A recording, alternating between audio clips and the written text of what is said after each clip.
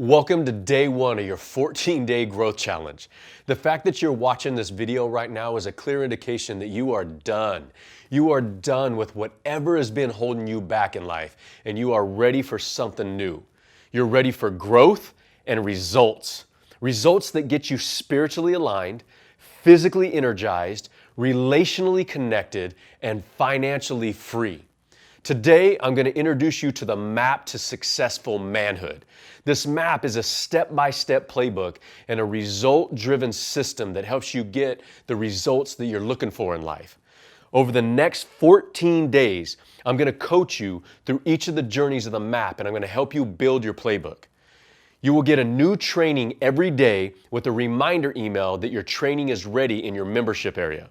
Once you've completed all 14 days, the entire program is yours to keep as a permanent resource. So let's get started.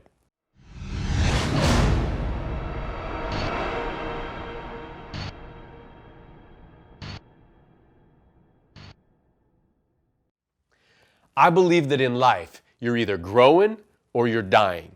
That's the Men of Growth mantra, grow or die. I mean, it's right here on my t-shirt.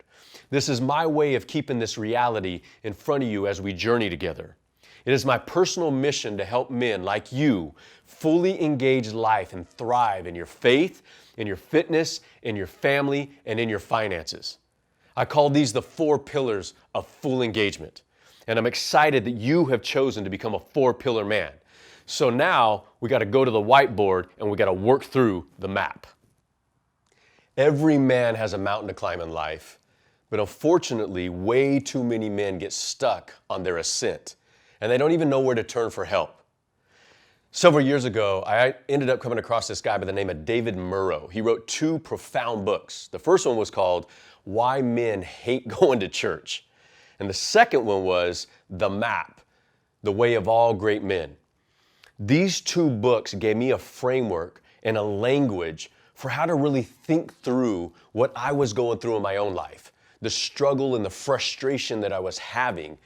And that has become the framework for Men of Growth and the Men of Growth training system. If you take a look at this map that's on the board and you look at this mountain, you'll see that there's 2 sides to the mountain, just like there's 2 sides to every man. There is the left side, which I call the lamb, the characteristics of the lamb or the energy of the lamb that are soft and they're vulnerable and they actually lean toward the feminine. But then over on the far side of the mountain, we have the lion. And that's where we identify with hard or resilient or the more masculine characteristics or energy of manhood. And so it makes sense that we would start with the lamb because we all start at home base, right? And that is in our mama's womb. Yes, this is a this is a woman, right, with a pregnant belly, and I drew the blue around it to represent the pregnancy. All right, I'm not an artist, but this is how we all start off as men. We start off on this left side in the lamb, the softer, vulnerable, and the feminine, because we come from mom, and as we are born into this feminine, in early childhood, between the ages of, say, 8 and 9, we're just navigating who we are as a human being in the natural growth. We don't understand gender identity. That's why we can play with dolls and we can wear high heels. At the same time, we can play with Legos and Hot Wheels. It's just a natural trajectory, upward trajectory of who we are as a male and moving toward manhood. But then what happens is we get into the middle school years between ages 10 and 14, and we start collecting more experiences. And this is when the hormones drop. This is when puberty starts to set in. This is where we really start to get competitive and we start posturing against each other as boys. And we love the fight and the wrestle. And then around that 8th grade year, when we're about 14 years old, that's when I call the messengers of attraction drop. And man, it gets messy and a lot of boys go sideways. But then that manifests in an even deeper way when we get into high school, gets full blown, right? This is where the competition really begins and we want to conquer everything. We want to be the best at what we're doing in life. And then that high school years, our late teens, and then we get into our early 20s and in young adulthood. And that's where we start to move into college. And we get on what are called the manly foothills. And on those manly foothills, we're starting to operate in a little different way. But we have to understand that during this journey, this upward trajectory, there's been this underlying question or thing going on inside of us as men. We've been asking the questions about what is meaning in life? What is the purpose of my life? Am I going to have influence in my life? Does my life mean something in the world? And these are operating in our minds as we're going through all these experiences, as we're collecting life experiences. And whether our mom and dads are together or divorced, our grade school years, our middle school years, our high school years, all of that is forming how we end up on the manly foothills. But unfortunately, this is the place that most men get stuck. Because what happens is our age and all these experiences, men tend to lean toward a self-centered approach to life. We believe that the world is revolving around us. That was the way I was living my life. But then, because of my self-centeredness, I was allowing my appetites, my desires to drive my behavior, to drive my decision-making. And then those appetites were also driving my ego and my pride. That was where I'd posture up against somebody. I always had to, prove myself. And then what happened is these characteristic traits, they become my default mindset. This happens on the manly foothills. And this default mindset, it's fixed. We think that everything needs to operate the way we believe that it should. And that's a fixed mindset. But in that fixed mindset, we end up having what's called an identity crisis. I had a major identity crisis in my life as a young guy. And in that identity crisis, most men start to sedate. That's where alcohol abuse often comes into play in our lives. That's where drug abuse comes into play in our lives. That's where relational drama. We're young and we're going through this and having an identity crisis. We're not ready to be a provider or a protector or preside over a home. But yet we oftentimes enter into those situations when we're young, but we're not ready yet. And then what happens is this just gets perpetuated and we find ourselves trying to just survive life and we're not really thriving. And unfortunately, what happens is the men get stuck in the manly foothills for a few years to decades. Some men get out of it early. Some men never get out of it. And sometimes it lasts for decades. And men that are in this place, they think they're manly because they're forming the culture's identity of manhood, but really they're not even on the mountain yet. When I was in this place, I thought I was a man, but I wasn't even on the mountain to successful manhood yet. It takes a particular journey and a path and a decision to actually get on the mountain. But it's counterintuitive. Notice what we've been doing here. We've been moving from the feminine, from the lamb, the soft, the vulnerable, the feminine, toward the lion, the hard, the resilient masculine. And that's where we stand on these foothills and we pound our chests and there's machoism. But in order to get on the mountain and get through this time and crush these bad habits and this fixed mindset and move to a growth mindset, we have to actually go through a gate. There's this passage in the Bible that says that wide is the gate to destruction, but narrow is the gate to life. And so what we have to do is we have to move out of the manly foothills. I'm going to go with red. I'm going to go with red here, okay? We got to move out of the manly foothills and we got to go through the gate. And what it takes is a counterintuitive decision to go back into a time of surrender and submission to something greater than ourselves, an idea, a person, and an authority that's bigger than us. But what it does is it takes us away from this trajectory back toward the lamb. And that is not something that men want to do. They believe it's weak, it's soft, it's vulnerable, it's feminine. But that's the path. That's the gate that we have to take. And we got to go through a season. And it doesn't have to be long. It can be a short season of surrendering to that authority that's bigger than ourselves. And if we do it, we will eventually make a transition and move away from this soft side, and we will move back toward the journey of strength and power.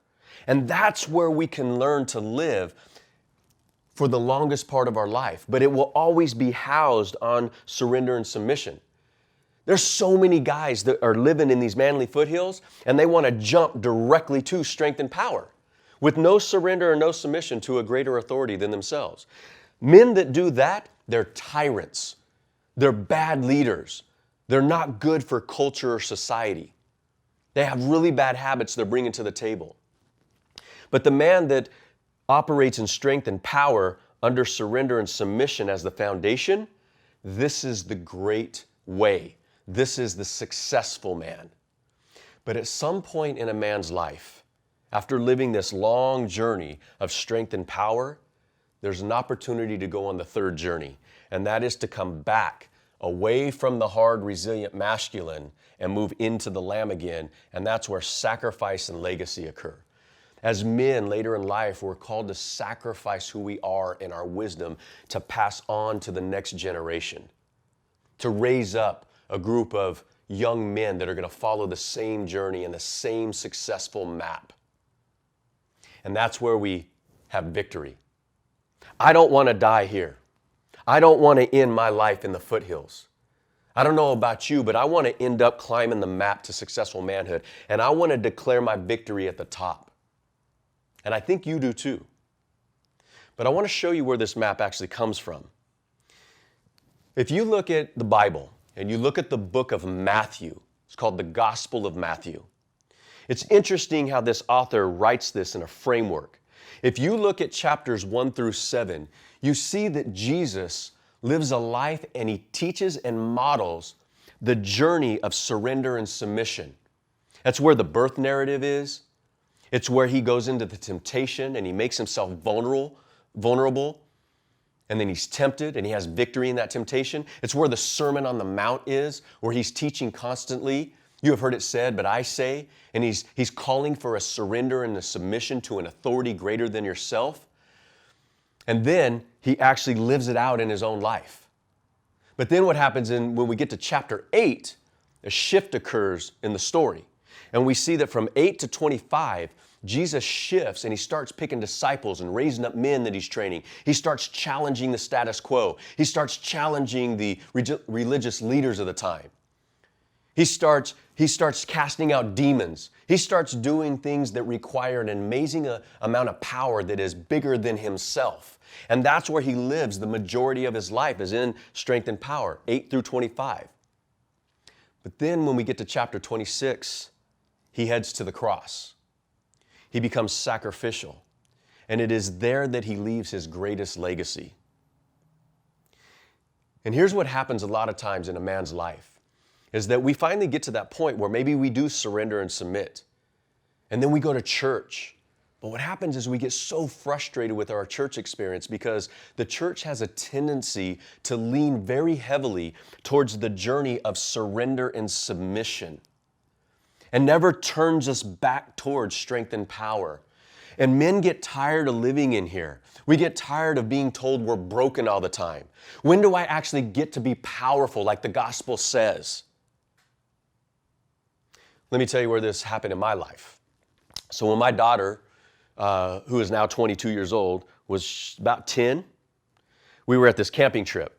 And I had already told her my story about how I had alcohol problems. And we made an agreement that whenever we went out, if I was going to have a daddy drink, a beer, because I had gotten to the point where I could have a beer, I would ask her for permission. And if she felt uncomfortable, I would not drink. And so we were at this camp, and it got later in the evening, and everybody's hammered. I hadn't been drinking at all. And this guy asked me, "Hey, man, you want a beer?" I was like, "Yeah, I'll have a beer. I haven't had one all day. I'll have my one." He gets up, he gets a beer, he hands it to me. As soon as he hands me the beer, I look up, and my daughter's standing right in front of me, this little girl, and I can tell she has this disappointed look on her face. And I said, "Baby, do you not want me to drink this beer?" And she's like, "No, Daddy, I don't want you acting like everybody else around me." I was like, "Well, why don't you take this back, put it in the cooler, and then bring me a water?" And she got all big smile, grabbed the beer, took it back to the cooler. And what I realized in that moment is that all day long, all the other dads, they were having their kids go to the cooler and bring them another beer. Never had my kid do that. She actually took the beer, put it away, and brought me a water. And when she came back, she gave me a big old hug, and then she went on her way. And I apologized to her for not asking for permission to have one, because we made that agreement. She forgave me. She walks off. The dude sitting next to me says, dude, what are you doing? You don't have to apologize to her. You're the man of the house. You can do whatever you want. I said, no, I've gotten to a place in my life where I realized, raising my family is bigger than my desire for the beer. When that girl's 16 years old, she's going to remember this moment. And she's going to honor me when I ask her not to go drink with her friends because I honored her today. I finally got to a place that I had surrendered and submitted to an authority greater than myself. And that became true. That became true. When she got into those teen years, she honored me and didn't go and get drunk and wasted and do bad things because I honored her first. And what I realized that there's so many men that are in the manly foothills that are raising kids from this perspective, not from this perspective. And this is the journey that we take in the Men of Growth training system. And I want to invite you to come on this journey with me. We want to follow the map to successful manhood. And so I hope that you would take this invitation and you would come along on the journey with me. The training that you get in this program, it delivers results. If you're willing to do the work, the process moves you from where you are to where you want to be, guaranteed. I mean, imagine what your life would look like when you can hear and discern God's voice clearly. Imagine yourself strong and physically healthy. Imagine deep intimacy with your wife and your kids and having strong and thriving relationships with other men. I want you to imagine what it feels and what it looks like when you're bringing value into the world that gives back financial fruit that allows you to do whatever you want to do in life. I love something that John F. Kennedy once said, and I share this quote often. He said, there are risks and there are costs to action, but they are far less than the long-range risks of comfortable inaction. So here's my question. Are you in? Will you commit to becoming this kind of man? Well, I hope so. So tomorrow, we're going to be diving into the power of full engagement and what that exactly means. So look for tomorrow's reminder in your email inbox first thing in the morning. But in the meantime, I want you to answer the 3 questions below for today's growth challenge. So until tomorrow, Godspeed, my friend.